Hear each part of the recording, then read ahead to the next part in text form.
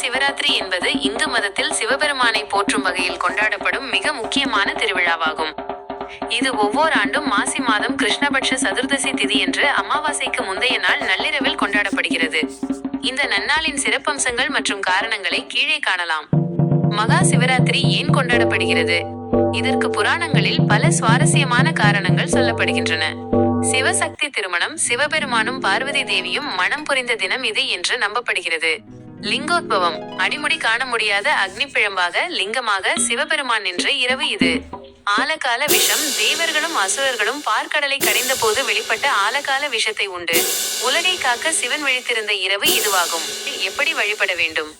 மகா சிவராத்திரி அன்று பக்தர்கள் கடைபிடிக்கும் முக்கியமான 4 நிலைகள். உபவாசம், விரதம், நாள் முழுவதும் உணவு உட்கொள்ளாமல் இறை சிந்தனையோடு இருப்பது.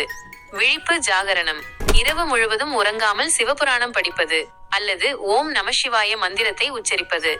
4 கால பூசை, இரவை 4 ஜாமங்களாக பிரித்து ஒவ்வொரு காலத்திலும் சிவபெருமானுக்கு பால், தயிர், நெய், தேன் ஆகியவற்றால் அபிஷேகம் செய்வது. வில்வ அர்ச்சனை, சிவனுக்கு மிகவும் உகந்த வில்வ இலைகளால் அர்ச்சனை செய்வது பெரும் புண்ணியத்தை தரும்.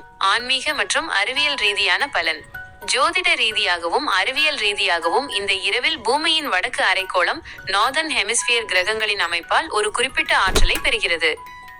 இந்த நாளில் முதுகெலும்பை நேராக வைத்து நிமிர்ந்து அமர்ந்து விழித்திருப்பது மனித உடலில் உள்ள ஆற்றல் மையங்களை, சக்கரங்களை தூண்டவும் மன அமைதி பெறவும் உதவுகிறது என்று யோகக்கலை கூறுகிறது.